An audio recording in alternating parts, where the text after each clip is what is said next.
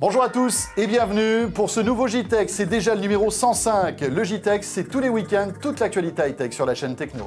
Et l'actualité high-tech cette semaine, vous n'avez pas pu y échapper à moins de vivre peut-être sur une île déserte. C'était la présentation de l'iPhone 5 d'Apple. Nous y étions, reportage. Autre produit high-tech très prometteur, il s'agit de la tablette Nexus 7. Nous l'avons testé pour vous. On retournera faire un tour, François, à l'IFA de Berlin, source intarissable pour les geeks que nous sommes, avec gros plan sur une technologie ancienne mais pleine d'avenir, le Bluetooth. Voilà, le JTech, c'est le best-of des vidéos de la semaine de la chaîne Techno. Soyez les bienvenus.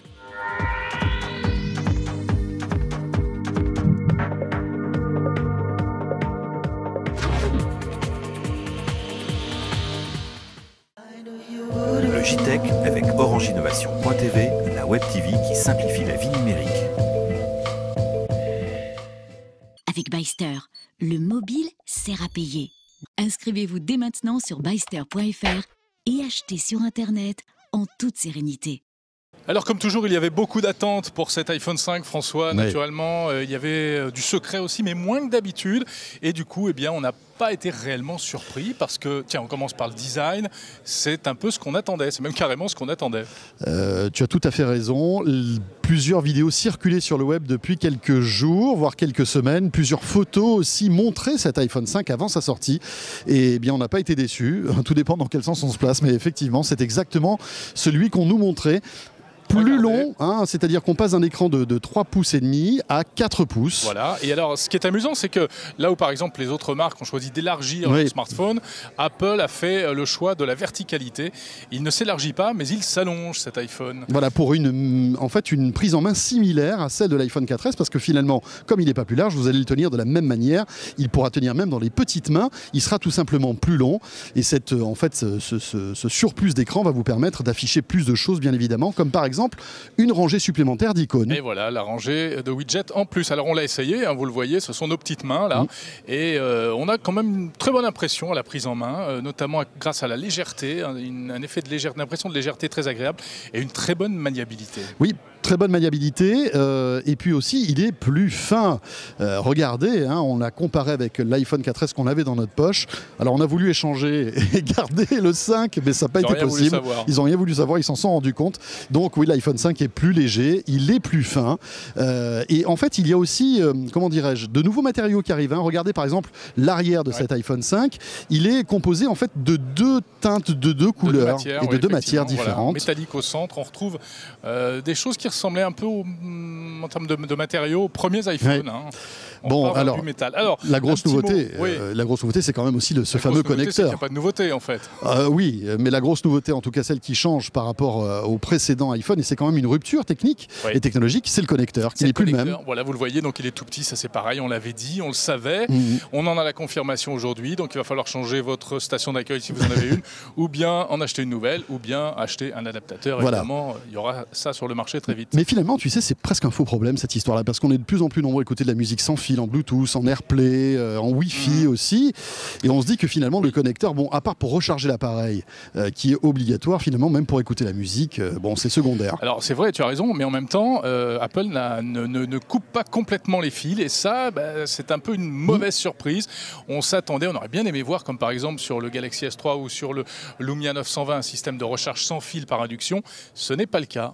Il n'y a pas eu véritablement de grosses innovations concernant cet iPhone 5, c'est-à-dire qu'il n'y a pas d'effet waouh. Il n'y a pas d'effet waouh, mais il y a plein de petits détails qui ont été soignés quand même. Alors, microprocesseur plus puissant, la photo et la vidéo, ça s'améliore. On ne monte pas en pixels, c'est toujours du 8 mégapixels. Oui, mais les photos seront plus belles en basse luminosité, par exemple. Il y aura plus de contraste aussi. Et puis, je pense qu'en fait, Apple n'a pas voulu créer le choc, le côté médiatique, on vous en met plein la vue, mais ils ont soigné vraiment les détails pour que l'expérience utilisateur, comme ils disent, soit la meilleure possible. C'est-à-dire qu'on a l'impression qu'on a des Samsung qui sont là pour innover, parce qu'ils sont condamnés à innover, parce que c'est dans leur gène, etc. Et parce que c'est le jeu aussi de la high-tech. Et puis de l'autre côté, il y a Apple qui sort un produit qui innove, bien sûr, il est vraiment meilleur dans tous les points par rapport au précédent, mais qui est rassurant, c'est-à-dire qu'on a l'impression que le possesseur de l'iPhone 4S qui va se retrouver avec un iPhone 5 va tout de suite retrouver ses petits, alors même s'il y a iOS 6, on va y revenir, qui est la nouvelle mouture d'iOS et qui apporte pas mal de nouveautés, mais finalement on va pas être dépaysé et on va se dire c'est la continuité de l'iPhone 4 et 4S.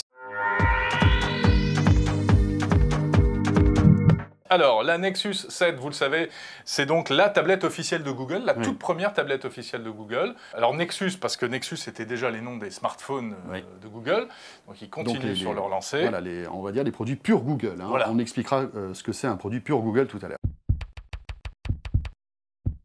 Alors les points forts de cette tablette, on va dire tout d'abord que c'est qu'elle en a sous le capot, cette petite. Hein, parce que non seulement elle n'est pas chère, non seulement elle est Google, mais surtout Google a voulu créer un produit réellement musclé. Voilà, et avec, on va dire, c'est pas une tablette au rabais, quoi. Les dernières innovations technologiques, processeurs puissants, on ne va pas rentrer dans les détails, mais vous avez aussi, par exemple, du quad-core, vous avez une puce NVIDIA à l'intérieur, qui vous permet donc d'accélérer la vidéo et d'avoir des jeux vidéo qui tournent sans aucun souci. Voilà, ce qui n'est pas le cas, évidemment, de toutes les tablettes de cette taille, et même de toutes les tablettes d'une manière générale. Malgré tout, elle est très bien finie, cette tablette. Hein, rien à dire parce qu'on peut se dire que pour 199 €, souvent on a des produits qui sont plus ou moins bien finis, mais là, sur le marché, la finition est vraiment très très belle. Elle est légère et compacte, c'est-à-dire qu'elle tient bien en main, et on se rend compte que le format de 7 pouces, c'est un format qui est très sympa. On se souvient que Steve Jobs disait il y a quelques années cela, je ne peux pas imaginer une tablette tactile en 7 pouces parce qu'on ne peut pas véritablement lire, surfer sur Internet, etc. Alors qu'on sait qu'Apple préparerait apparemment un iPad mini. Et je pense qu'il se trompait parce que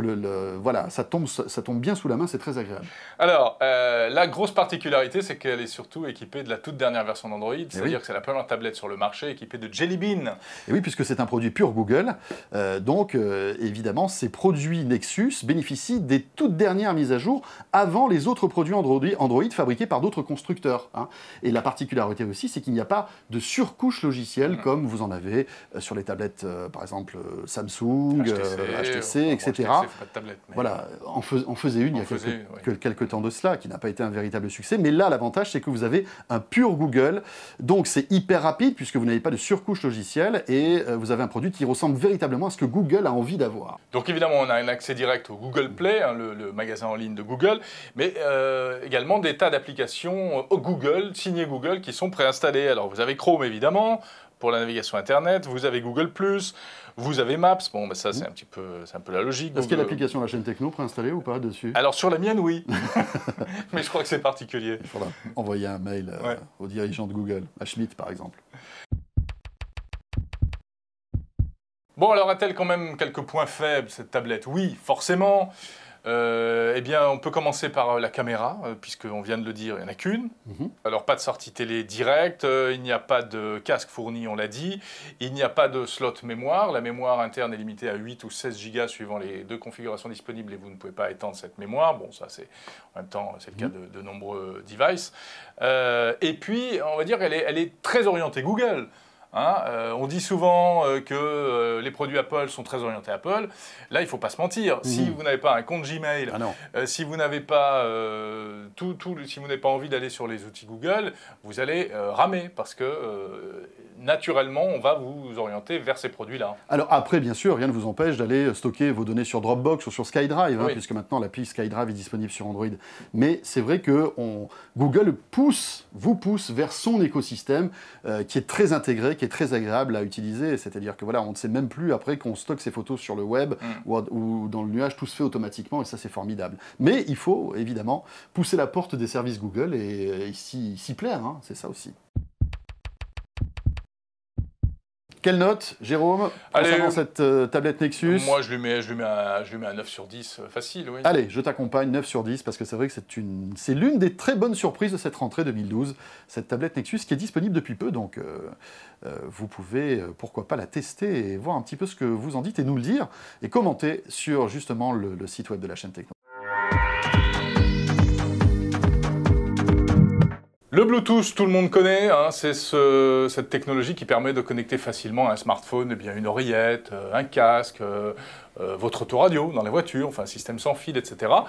Au début, c'était juste pour rendre service. De plus en plus, aujourd'hui, François, ça permet d'écouter de la musique sans fil dans des conditions tout à fait satisfaisantes. Et oui, tout comme le Wi-Fi, cette technologie Bluetooth s'est améliorée au fil du temps et aujourd'hui, on peut connecter pratiquement tout pour écouter de la musique sans fil à la maison.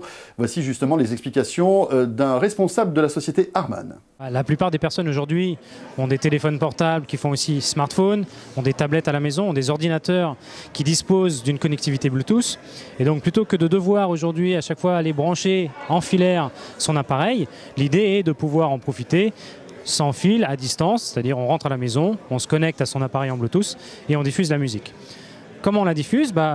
Que ce soit sur une chaîne Hi-Fi conventionnelle, sur un système audio-vidéo ou même sur du multimédia, comme on le connaît un peu aujourd'hui, c'est un peu le vent en poupe, on va profiter en Hi-Fi, en audio-vidéo, en multimédia de cette technologie pour pouvoir diffuser son son à volonté, que ce soit de l'audio, de la vidéo ou même du contenu en streaming live directement depuis sa tablette par exemple. Alors il y a quoi ? Il y a les docks bien évidemment qui sont Bluetooth stéréo. Il y a les docks, il y a les stations portables nomades qui fonctionnent sur batterie rechargeable, donc transportables un peu partout dans sa chambre, à la plage, même si ce n'est plus tout à fait de saison.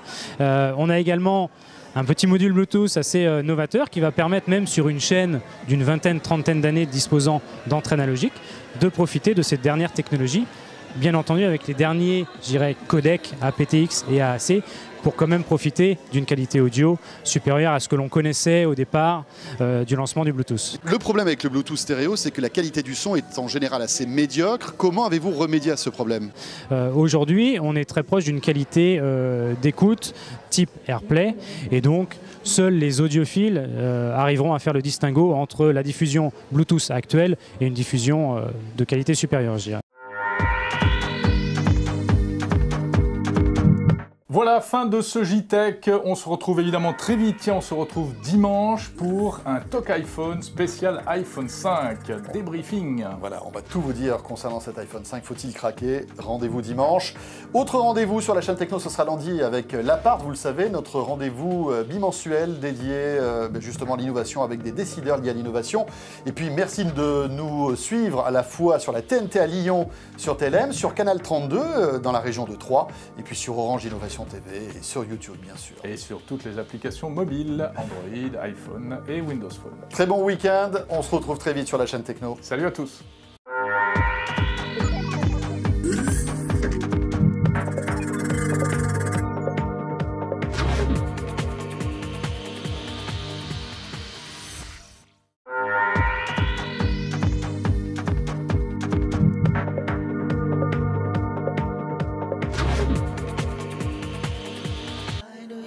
Le JTech avec Orange Innovation.tv, la web TV qui simplifie la vie numérique.